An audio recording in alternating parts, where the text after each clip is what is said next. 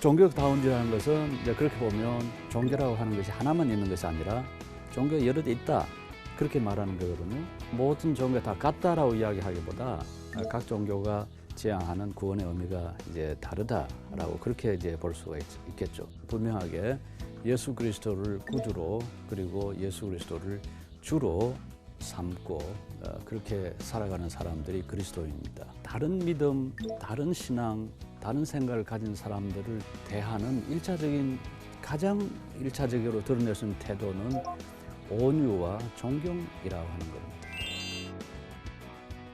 여러분 안녕하세요. 안녕하세요. 네. 오늘은 종교 갈등 문제를 제가 다루려고 하는데요. 종교 갈등이라고는 금방 떠오르는 생각이 미국의 경우에 외국의 경우에 이슬람과 기독교 갈등입니다. 제가 2011년 8월 중순에 떠나서 한 1년을 미국에 머문 적이 있었습니다. 미국에 두 번째 머문 기회였는데요. 그때 2011년 9월 11일 미국 그 TV들이 굉장히 긴장을 했더랬어요. 그게 뭐냐 하면 그 플로리다에 있는 테리 존스라는 목사가 Burn the Koran, 코란을 태워라. 그렇게 이제 외치면서 코란을 자기 교회에서 불태우겠다고 그렇게 선언을 했어요. 그래서 뭐 CNN이고 뭐 미국 여러 TV 그 방송국에서 실제로 그렇게 하는지 안 하는지를 이제 가서 뭐 그걸 보도를 하느라고 막 몰려왔고요. 그리고 이제 미국 의회에서도 문제되고 백악관에서도 문제되고 결국은 이제 9월 11일 이제 하루 전에 자기가 그렇게 하지 않겠다고 이제 선언을 하는 바람에 이제 불상사는 일어나지는 않았습니다. 근데 이제 왜 그런 일이 일어나는가? 그게 이제 9.11 10주년 때였거든요. 9.11이 2001년이지 않습니까? 2001년 9월 11일이었는데 그 2011년 그러니까 9월 11일 10주년 될 때 이제 코란을 태우겠다 이제 그렇게 했던 거죠. 그러니까 이슬람 근본주의자들, 이슬람 테러리스트 에 대한 그런 이제 반발을 그런 방식으로 드러냈는데요. 그런데 이제 종교 간의 갈등은 이건 남의 이야기가 아니라 사실 우리한테도 있습니다. 혹시 기억하실지 모르겠는데 그 옛날 강남에 있는 봉헌사 그 땅 밟기라고 하는 말 들어보셨죠? 그 어느 선교단체에서 가서 거기 가서 기도하고 심지어 보니까 대웅전이라는 건 이제 스가모니 부처를 모시는 곳을 대웅전이라고 부르거든요. 그 대웅전에 들어가서 그 기도하는 모습이 유튜브를 통해서 이제 전해지고 해서 이제 불교계 사람들한테 굉장한 그 마음의 불편함을 이제 준 적이 있었습니다. 그래서 우리나라에서 이제 이 불교계와 기독교 사이에 어떤 갈등이 앞으로도 계속 이제 있을 가능성이 있습니다. 자, 그러면 이 갈등을 어떻게 해소해야 되겠는가? 거기에 대한 대안으로 나오는 것이 소위 종교다원주의라고 하는 겁니다. 아마 들어보셨죠? 종교다원주의란 말. 종교다원주의적인 입장을 취해야 우리가 종교 간의 갈등을 벗어날 수 있다 하는 것이 이제 학자들의 제안이었습니다.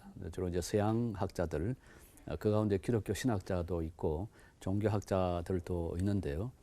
이분들이 이제 그런 방식으로 제안을 했습니다. 그러니까 어떤 종교를 가지든지 그게 불교든지 이슬람이든지 유대교든지 기독교든지 어떤 종교를 가진 꼭 같이 한 방향으로 간다. 그래서 이제 다 같이 하나님을 알게 된다. 물론 이때 하나님이란 말보다는 어떤 궁극적인 존재, 궁극적 실제 이제 이런 말을 이제 붙이죠. 예를 들어서 우리가 백두산을 가려고 하면 저쪽 중국에서 올라가는 길도 있고요. 또 뭐 북한에서 올라가는 길도 있고 중국에서 뭐 길 하나가 아니라 여러 그 통로를 통해서 결국은 꼭대기에 올라가는 것처럼 어떤 종교라도 결국은 궁극적으로 하나의 그 궁극적 실제에 이르는 또는 그 구원에 이르는 길이 될 수 있다 하는 이제 그런 주장을 이제 하죠. 그런데 이게 이제 기독교인들이 볼 때 상당히 이제 어려움이 있죠. 왜냐하면 사도행전 4장에 보면 구원받을 길은 구원받을 이름은 오직 예수 그리스도밖에 없다. 그러니까 이제 기독교에서는 오직 예수 그리스도만을 통해서 구원받기 때문에 다른 종교에도 구원이 있다라고 하는 것을 받아들이기가 참 힘들거든요. 그러니까 이제 교회에서 가진 태도는 다른 종교를 배제하고 다른 종교는 이렇게 좀 밀어내는 이 배타적인 태도란 말이죠. 사실 이 배타주의란 말이 다원주의를 받아들일 때 나올 수 있는 말입니다. 그러니까 종교가 구원받은 종교가 여럿 있다고 하는 입장에서 보면 기독교 입장은 배타주의가 되죠. 배제주의. 영어로는 exclusivism이라고 하는데 exclude하는 이렇게 배제하고 배타하는 그런 주의가 이제 기독교의 종교가 아니라 이제 그렇게 이제 이해를 이제 하고 있는데요. 이제 여기서 물어볼 수 있는 거는 과연 그것이 그러니까 이 기독교인들도 배타주의적인 입장을 완전히 버려버리고 그러면 종교다원적 입장을 취하면 이 문제가 해결될 것인가 하는 그 물음이 될 수가 있습니다. 그래서 제가 이제 오늘 지금 이 자리에서 지금 다원주의라는 도대체 무슨 의미인지, 종교다원주의가 뭔지, 종교다원주의에 관해서 어떻게 볼지, 또 불교나 이슬람 같은 그런 다른 종교에 대해서 복음주의 전통에 있는 기독교인들이 어떻게 볼 것인지 그걸 좀 말씀을 드리려고 하는데요. 자, 다원주의란 말 여러분 한번 보십시오. 다원주의. 영어로는 플루럴리즘이라고 그럽니다. 플루럴리즘. 플루럴 그러면 옛날 학교 다닐 때 영어 배울 때 그 기억나지 않습니까?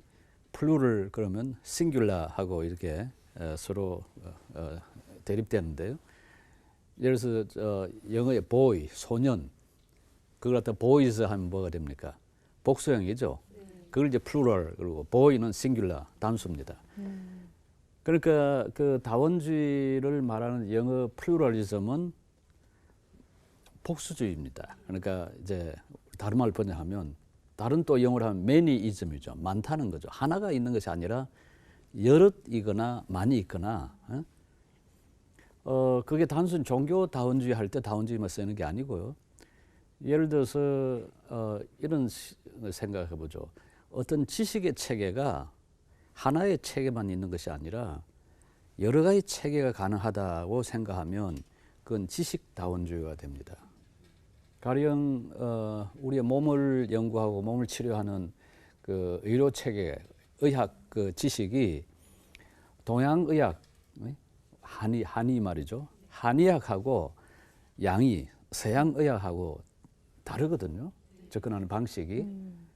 서양의학의 접근 방식하고 동양의 접근 방식이 다릅니다. 그래서 뭐 서로가 서로를 이제 받아들이기도 하고 뭐 서로 밀쳐내기도 하고 이제 그럽니다만은 만일 서양의학 체계를 가지고 우리의 몸의 병을 이제 진단하고 치료할 수 있는 것도 하나의 완벽한 하나의 체계라고 보고 또 어떤 경우는 인정 안 한다 하더라도 동양의학 체계를 가지고 몸을 진단하고 또 치료를 할 수가 있다고 한다면 이것도 인정을 한다면 일종의 의학적 지식의 다원주의가 되는 거죠.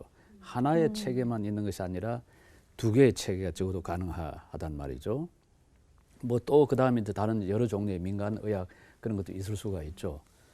이렇게 이제 다원주의라 하는 건 지식의 다원주의가 가능하고 그래서 윤리적 다원주의도 가능합니다. 윤리적 다원주의. 예를 들어서 지금 우리 같은 건 일부 일처제고 남편과 아내가 아닌 경우 이제 성관계 하는 것에 대해서는 뭐 그건 금기시하는 게 이제 우리의 문화인데요. 그래서 에스키모의 경우에 멀리서 온 친구를 가장 융숭하게 대접하는 것이 자기 부인과 동침하게 하는 거라 뭐 상상은 가죠. 그 추운데 오느라 얼마나 고생했겠어요. 그 따뜻함을 제공해 줄 수 있는 하나의 그런 그 방법이 이제 부인과 함께 동침하게 하는 거라 우리의 생각을 봐서는 도무지 이해를 할 수 없지만은 또 그런 방식도 가능하다라고 이제 본다면 이제 그런 의미에서도 이제 이걸 더 확장해 나가면 하나의 윤리적 다원주의. 그러니까 하나의 규범만 적용되는 것이 아니라 전혀 다른 규범이 있을 수 있다고 본다면 윤리적 다원주의를 이야기를 이제 할 수도 있고요. 뭐 정치적 다원주의도 이야기할 수 있죠.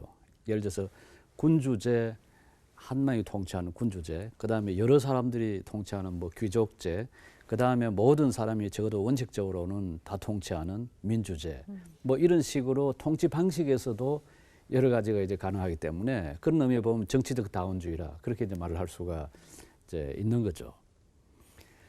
종교적 다원주의라는 것은 이제 그렇게 보면 종교라고 하는 것이 하나만 있는 것이 아니라 종교가 여럿 있다 그렇게 말하는 거거든요. 어떻습니까? 종교가 여럿 있습니까? 아니면 하나만 있습니까? 실제로 보면 종교가 여럿 종교가 있거든요. 그렇지 않습니까? 마치 우리가 먹는 음식이 우리는 지금까지 쭉 한식만 먹어오다가 이제 서양계 들어오면 그 다음에 그 사이에 중국식도 들어왔고요. 일식도 들어오고 그 다음 또 뭡니까? 이태리식 들어왔죠. 그리고 피자나 스파게티 먹다 요즘 멕시칸 음식도 들어오고요. 그렇게 이 음식의 체계들이 물론 같은 음식이지만은 그게 우리 한식의 체계가 있고 이태리 음식은 이태리 음식대로 체계가 있고 또 뭐 일식은 일식대로 중국식 있지 않습니까? 그런 방식으로 하나의 음식의 체계가 하나가 있는 게 아니라 여러 가지 있다. 그렇게 보면 그게 이제 다원주의라 그렇게 말을 할 수가 있습니다. 자, 그래서 종교 다원주의를 어떻게 볼 것인가 하자면 이걸 저는 구별하는 게 중요하다는 생각을 해요. 자, 현실 지금 있는 걸 들여다보면서 이게 하나인가 여럿인가 그렇게 보면 우리는 종교 다원주의자일 수가 있습니다. 불교도 있고 유교도 있고 그리고 뭐 이슬람도 있고 여러 종교가 있지 않습니까? 제가 이런 강의를 했더니 어디선가 기독교 종교입니까? 라고 질문을 하더라고요. 기독교 종교입니까? 그 여러 차원에서 그 물음에 대해 다룰 수는 있는데 그러나 적어도 뭐 이 세계 여러 종교를 이야기할 때 불교, 기독교, 이슬람 그렇게 이해하는 체계에서 보면 뭐 종교라고 해야죠. 종교라고 해야죠. 저는 종교가 아닌 요소가 기독교에 있다고 생각은 하지만 종교와 신앙을 구별한 전통이 있거든요. 그래서 칼 바르트라는 신학자나 본헤프라는 신학자나 이 사람들은 종교라는 것은 사람이 만들어낸 것이고 진정한 신앙, 그것은 하나님께서 찾아오신 하나님을 우리가 믿는 거라. 그러니까 사람이 찾아가는 것이 아니라 하나님이 찾아오신 것, 그걸 우리가 승인하고 받아들이는 그것이 기독교라. 이제 그렇게 보면 신앙과 종교를 구별할 수가 있는데요. 그건 조금 들어가서 하는 구별이고 조금 보편적으로 하자면 기독교도 결국 하나의 종교다. 그렇게 말해야 되지 않겠어요? 자, 그렇다면 현실적으로 여러 종교가 있다. 그건 인정해야죠. 그건 뭐 어디 예수 그리스도를 통해서만 구원이 가능하다 생각하는 분들도 사실은 그걸 배제할 이유는 없는 거거든요.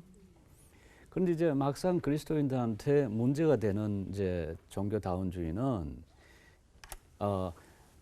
어떤 종교에나 구원이 있다.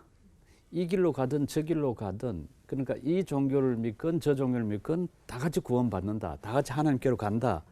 그렇게 이야기를 하는 다원주의입니다. 제가 이제 구별을 하자면 어떤 방이 좋을까요? 자, 여기에 장미꽃이 있다고 합시다. 자, 이것은 장미꽃이다. 그건 사실 판단입니다. 여기 장미꽃이 있고 그걸 장미꽃으로 부르는 사실 판단. 그런데 이 장미꽃이 아름답다. 그렇게 이야기하면 그것도 저는 사실 판단을 생각돼요. 그런데 어떤 사람은 볼 때 그게 뭐 아름답냐? 그럴 수가 있거든요. 아름답다라고 하는 일종의 그 아름다움에 대한 가치 판단입니다. 네. 그러니까 사실 판단하고 가치 판단하고 구별할 수가 있죠. 그리고 또 어떤 일에 대해서 뭐 그렇다라고 서술하는 거하고 그렇게 돼야 한다고 하는 처방하거나 어떤 규범을 제시하거나 하는 것하고 구별할 수가 있죠. 근데 그렇게 보면 여러 종교가 있다는 것을 우리가 받아들일 수밖에 없기 때문에 그 점에서는 종교다원주의자일 수 있습니다. 서술적 의미에서 종교다원주의자다. 종교다원주의를 받아들인다라고 할 수 있습니다. 그런데 처방적, 규범적 의미에서 다른 종교에도 구원이 있다. 그렇게 하기에는 상당한 어려움이 있죠. 자, 그런데 이러한 의미의 종교다원주의를 다시 두 가지로 다시 나누어서 이야기를 할 수가 있습니다. 이제 머리가 좀 복잡해질 수가 있는데요. 제가 이야기는 이제 서술적 의미의 다원주의는 일단 이제 이해한 것으로 해서 넘어가고요. 이 처방적 의미의 다원주의도 두 가지로 나눌 수 있는 게 이제 학자에 따라서 어떤 학자는 뭐 존 힉이라는 사람이 아주 대표적인 학자인데요. 그분은 불교를 통해서건 이슬람을 통해서건 기독교를 통해서건 결국은 그 종교들은 다 같이 궁극적 실제에 도달한다고 보는 겁니다. 그러니까 현상적으로만 구별될 뿐 실체적으로는 이게 이제 이마누엘 칸트라고 하는 철학자의 용어인데요. 현상적으로는 차이가 있지만은 그러나 실체적으로는 그건 동일한 길이라 보는 소위 이론적 다원주의를 이야기할 수 있습니다. 다르나 결국은 하나로 모인다. 저는 그게 상당히 어려움이 있다고 봐요. 오히려 이제 이와는 조금 다른 이제 다원주의를 이야기하자면 길에 대한 비유로 이야기할 수 있습니다. 그 여러 길을 통해서 산에 올라가는 게 아니라 평지에서 여러 길을 다르게 보는 거죠. 예를 들어서 목포에서 쭉 뻗어서 남쪽으로 가는 길이면 그건 어디로 갑니까? 부산으로 가죠. 네? 그런 길이 있고요. 아니 부산에서 위로 해서 쭉 올라오면 서울을 해서 저쪽으로 북한으로 올라갈 수 있는 그런 길도 있습니다. 어떤 것은 바다로 가는 길도 있고 낭떠러지로 떨어지는 길도 있고 어떤 길은 가다 보면 산 꼭대기로 올라가는 길도 있고 여러 길들이 있을 수가 있습니다. 우리가 가만 생각해 보면 불교나 유교나 기독교가 말하는 그 구원이 같은 의미의 구원이 아니라 다른 그 구원의 의미가 다르다라는 걸 알게 되는데요. 예를 들어서 유교 같은 경우에 보죠. 유교가 지향하고자 하는 것을 한마디로 이야기하면 뭐라고 이야기할 수 있을까요? 수기치인 또는 외성내왕, 내성외왕이라고 표현할 수가 있는데요. 수기치인이란 말은 자기 자신을 닦아서 치인, 다른 사람들을 통치하는 겁니다. 그러니까 그렇기 때문에 인격 수양이라는 게 유교에서는 굉장히 중요하죠. 그 인격 수양하는 길, 그런 이제 예를 들어서 대학의 경우에 따르면 뭐라고 이야기하면 예를 들어서 수신제가 치국평천하 그러잖아요. 그 수신하는 길로 이야기하는 게 경물치지, 그 다음에 성의정심, 사물에 대한 지식들을 익히고 그리고 나서 결국 나중에 가서 이제 마음을 닫고 다하고 마음을 바로잡는, 그러니까 뜻을 성실하게 하고 그리고 마음을 잡는, 그렇게 해서 한 개인의 인격적 수양을 하는 것과 인격적 수양한 결과 뭐가 되는 겁니까? 결국 통치자가 되는 거죠. 통치자, 일종의 정치 철학적인 그런 의미가 유교에는 있다라고 이야기할 수가 있습니다. 물론 유교에도 결국은 그 배후에는 천에 대한 상제 하나님, 저 상제에 대한 그 신앙이 밑에 아주 깊이 깔려 있습니다. 논어를 보면 그 천이라는 개념이 적어도 상제를 가리키는 천이라는 게 최소한 저의 그 읽은 경험으로는 한 10번 정도는 찾을 수 있다고 보거든요. 그렇지만은 어쨌든 유교 이념이 지향하는 것은 개인적인 수양을 통해서 결국 통치자가 되는 것. 그래서 백성들을 편안하게 만드는 거예요. 내성외양이란 말도 안으로는 성인이 되고 바깥으로는 이제 통치자가 된다는, 지도자가 된다는 말이거든요. 그래서 개인적인 수양과 그를 통한 타인에 대한 타인을 지도할 수 있는 이끌어 나갈 수 있는 지도자가 되는 이념이 그게 유교가 지향하는 거라. 불교 같은 경우는 뭐 워낙 다양하고 아주 방대한 사상이 그 속에 담겨 있습니다만은 선불교 전통을 가지고 이야기하면 불교가 지향하는 것은 아마 견성성불이라 그렇게 말을 할 수 있을 것 같아요. 직지인심 견성성불, 그게 이제 불교 쓴 용어인데요. 그 견성성불, 그러니까 우리 인간의 본성을 깨달아서 그걸 보고서 부처가 되는 겁니다. 그러니까 부처가 된다는 것은 이때 부처는 사실상 고유명사가 아니고요. 스가모니 부처가 된다는 말이 아니고, 스가모니 부처란 말도 부처 쪽, 부처란 말은 곧 깨달은 자란 뜻이거든요. 깨달은 자가 되는 겁니다. 깨달은 자가 되어서 생사윤회로부터 이제 벗어난다라는 건데요. 뭐 세상은 사실상 아무런 변화는 없지만 세상을 보는 관점에 변화가 있죠. 그걸 통해서 이제 육도 윤회로부터 벗어나는 이 윤회로부터 벗어나는 이제 그런 삶을 지향하는 것이 불교가 지향하는 그 구원이라 할 수 있고요. 기독교는 예수 그리스도를 통해서 이제 하나님과 사람 사이에 막힌 담이 흘리고 하나님과 화평을 누리는, 하나님과 평화를 누리는 그래서 하나님의 백성, 하나님의 성도로서, 하나님 나라의 그 성도로서, 하나님의 백성으로서 하나님께서 원하시는 그 삶을 사는 거거든요. 그러니까 여기서 이제 예수 그리스도의 역할이라는 것이 하나님과 사람 사이에 막힌 담을 열어주는 그 허물을 해서 사람들 하나님의 자녀로 만들어주는, 그래서 죽음과 율법, 죄와 율법, 사망으로부터 자유함을 받고 하나님의 백성으로서 자유로운 삶을 사는 일종의, 그게 또 정치적 의미가 있다고 그렇게 이야기를 할 수가 있을 겁니다. 그러니까 만일 이렇게 볼 수가 있다면 종교가 모든 종교가 다 같다라고 이야기하기보다 각 종교가 지향하는 구원의 의미가 이제 다르다라고 그렇게 이제 볼 수가 있겠죠.